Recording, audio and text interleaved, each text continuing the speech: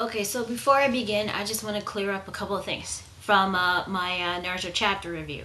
First of all, I got a comment saying that I did not agree that Sasuke should avenge his clan. I want to make something clear. I actually wanted Sasuke to avenge his clan. I would have been okay with him killing the people responsible for the Uchiha massacre.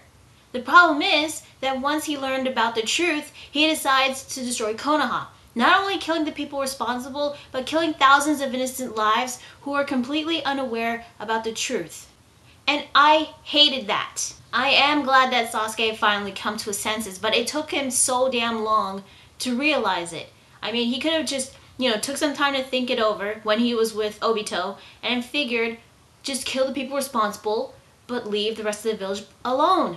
And second of all, I forgot to mention this in my review, is the potential Naruto versus Sasuke fight. Because of the chapter, there may not be a fight between the two, and personally, I don't really care.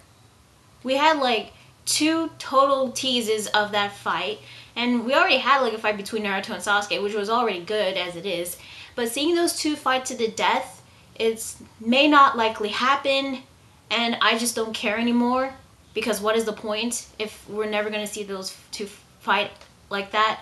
And if there is going to be a fight between the 2, it would be either to test their skills against each other, because of their rivalry, or if they're fighting in the Chunin exams. And a lot of people are saying that another possibility is that if they both fight for the candidacy of Hokage. No, because I don't think Sasuke deserves to be a Hokage. Alright. But now that we got everything cleared up, now we can get started with the Bleach chapter review. So cue the intro.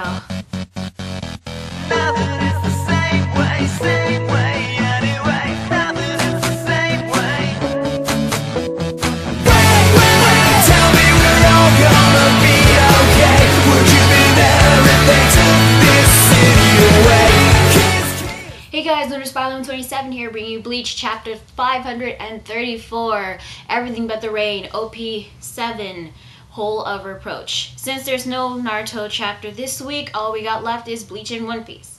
So basically the chapter begins in the Squad 10 headquarters. Rangiku is trying to look for Ishin so she can come up with some sort of excuse for her to go to the sweet shop, but she finds a note saying that Ishin is gone to the human world and is expecting Rangiku to come up with an excuse for the head captain.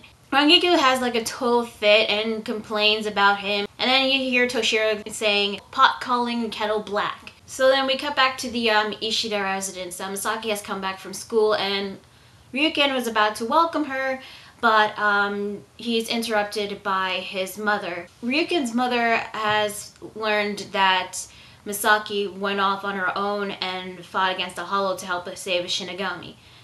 Of course, Masaki tried to lie her way out of it, but Ryuken's mother said that there's no point in lying because it'll only make things worse, and she already has proof of this. Ryuken overhears this, and he instantly thinks of Katagiri, so he heads towards her and confronts her about the situation.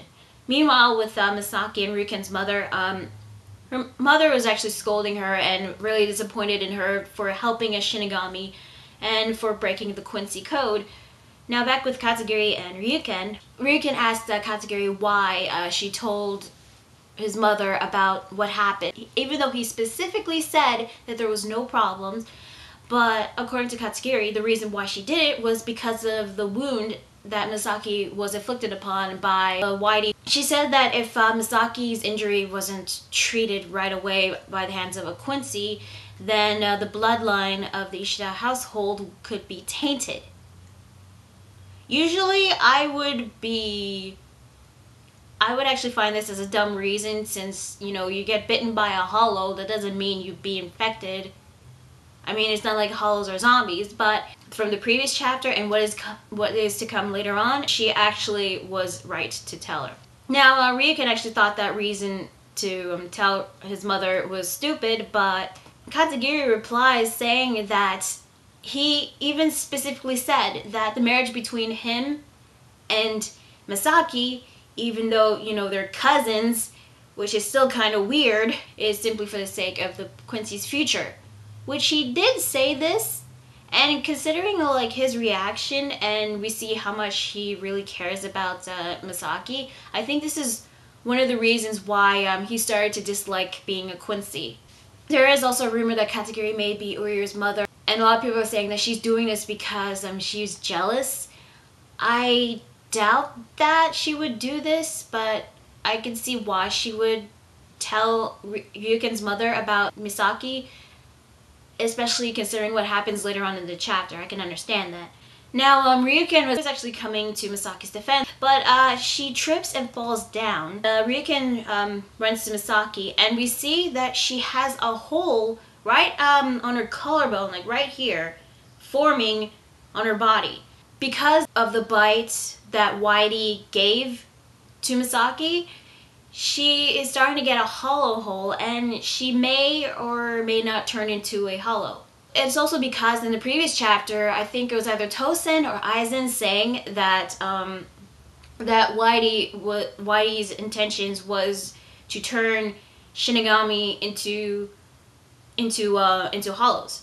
But in this case, Whitey targeted Masaki, who's a Quincy. I highly doubt that it's because hollows can infect others. It's just mostly specifically Whitey because that is why he was created, to infect others to become hollows. So Katagiri was actually right if you think about it. Ryuuken carries Masaki, and then he leaves the household. I'm guessing he's trying to find his father or somebody to help heal her. But all we know is that Ryuuken's father, Urier's grandfather, is nowhere to be found as of yet. If you notice in one panel, you get to see Ryuuken's mother having some sort of burn or some sort of wound or something on her leg. I don't know if that is really important, but we do get a panel of seeing this. Maybe she got that injury from a hollow, so maybe she also understands what Masaki might be going through. He leaves carrying Masaki. He was actually wondering what is happening and why is Masaki going through so much? Why is she in pain? Why is she suffering? I guess he is also blaming himself for what has happened to Masaki, because he kept saying, why didn't I stop her? Why didn't I intervene? Why? Now, if he said that why he didn't intervene, that means that him and Katagiri appeared earlier at the scene. So yeah, why didn't Ryuuken intervene?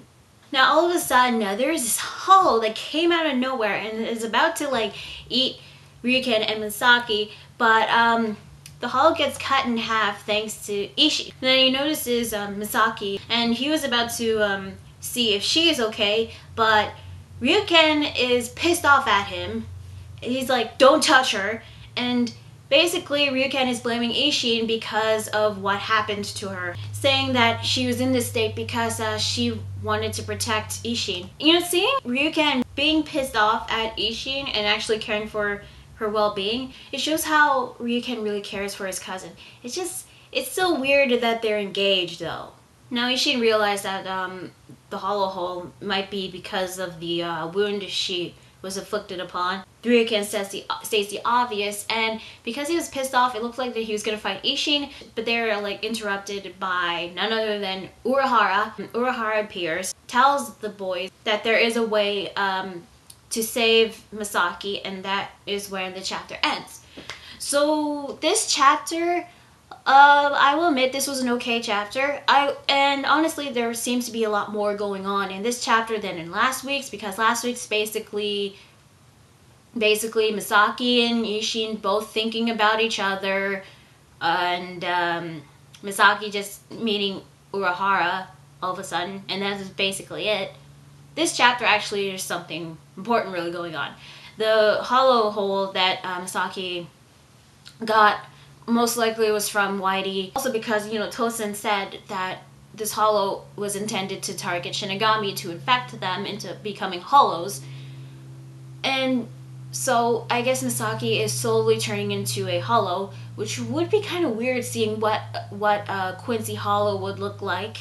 As I can remember from last week's chapter, Urahara was a bit suspicious about Masaki. Maybe he sensed sensed her infection from the hollow. I'm not really sure, but all I know is that he has some way to heal her. It could be like two options. The first option could be the Hokyoku. I don't know how he could use the Hokyoku to heal Masaki, but that seems like one of the most likely options. The second option could be like some really advanced healing keto technique. But now from this chapter, we actually know about Urahara's connection between Ichigo's parents. And of course, Uri's father. Now we know that. But this also explains Ichigo's hollow abilities and possibly his full-bring abilities. Not a lot has happened. All we know is that Masaki is infected by the hollow, Urahara shows up, Ishin shows up, and Urahara is going to heal her some way. And that is basically it. But I still think this chapter was better than the previous one because more stuff actually happened. So overall, I still think it was a pretty good chapter. So overall, this chapter, it was okay. Better than last week's, but it was still good overall. So that is Bleach chapter 534. I'm going to Spiral 27, and I'll see you guys later. Bye.